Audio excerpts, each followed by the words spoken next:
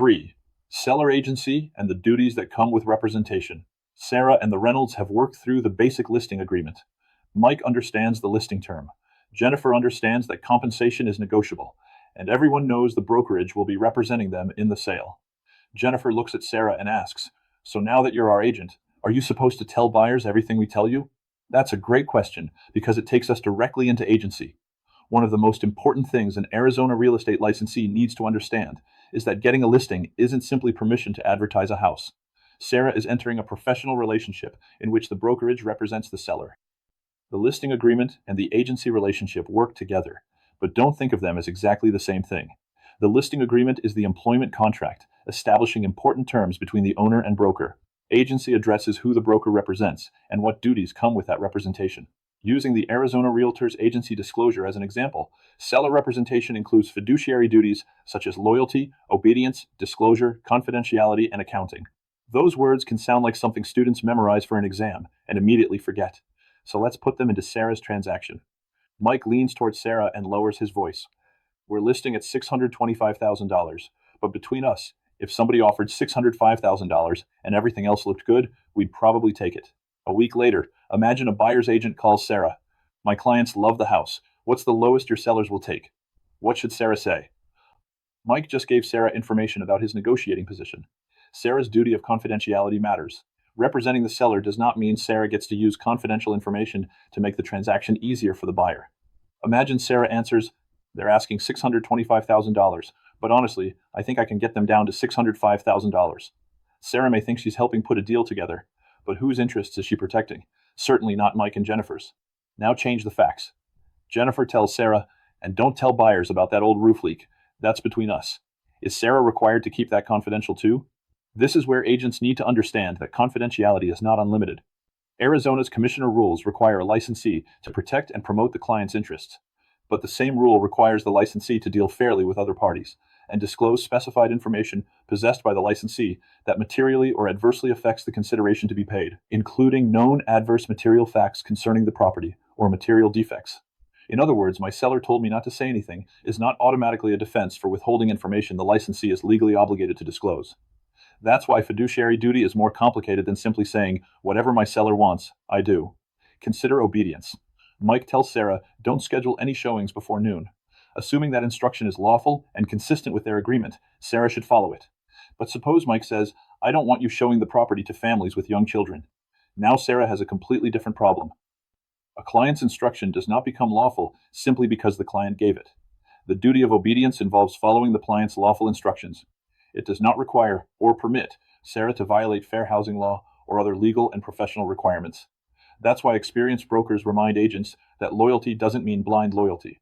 Sarah's responsibility is to protect and promote Mike and Jennifer's interests while remaining within the boundaries of Arizona law and her professional obligations. Now consider disclosure to the client.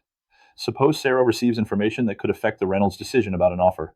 Maybe the buyer requests unusual possession terms. Maybe the buyer's financing appears uncertain. Maybe Sarah learns something relevant about the transaction that could materially affect the seller's decision. Sarah shouldn't decide they don't need to know that. Her sellers need relevant information so they can make informed decisions. Then there's accounting.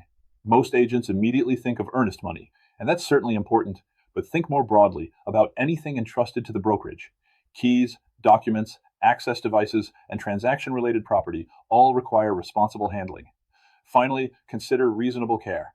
Sarah isn't expected to know everything about roofing, solar financing, title law, construction permits, taxation, or every other specialty that may touch a real estate transaction. But she should recognize when an issue matters, communicate accurately, help the client obtain appropriate information, and involve her designated broker or another qualified professional when necessary. Here's where many agents make the mistake of thinking fiduciary duty means my job is to get my seller whatever they want. That's not quite right. Sarah's job is to protect and promote her client's interests within the law and within the scope of her professional responsibilities. There's another agency issue that may appear later. What if Sarah's brokerage also represents the buyer who eventually wants to purchase the Reynolds home? The Arizona Realtors Agency disclosure provides an example of limited representation, where one brokerage may represent both seller and buyer with the required consent and limitations. We'll see why that becomes important if our transaction reaches that point. For now, remember this broker tip. Your fiduciary duty is to protect the client's interests within the law. not to protect the client from the truth. Mike nods and says, "Okay, I understand. You're representing us. But before we put this house on the market, I still want to know exactly what this is going to cost us." That's fair, because agency isn't the only conversation that should happen before a listing goes active. Next, we'll move into Section 4, compensation, seller choices, and setting expectations. Online discussion. 1. Mike privately tells Sarah that he would probably accept $20,000 less than the listing price. A buyer's agent later asks Sarah for the seller's bottom line price. How should Sarah handle the question?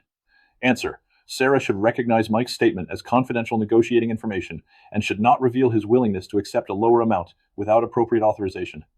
Her responsibility to the seller includes protecting confidential information while continuing to communicate honestly and fairly with other parties.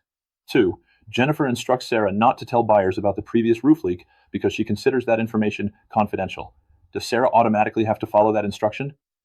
Answer. No. An agent's duty of confidentiality does not automatically override disclosure obligations imposed by law or rule. Sarah must distinguish confidential negotiating or personal information from information she may be required to disclose. If she is uncertain about her obligations, she should involve her designated broker rather than simply following an instruction that could conflict with Arizona law or professional duties. 3. Mike tells Sarah that he does not want the home shown to families with young children. How should Sarah respond? Answer. Sarah's duty of obedience does not require her to carry out an unlawful instruction. She should not implement discriminatory showing restrictions that violate applicable fair housing requirements. Sarah should explain that she cannot follow an unlawful instruction and should involve her designated broker according to brokerage procedures.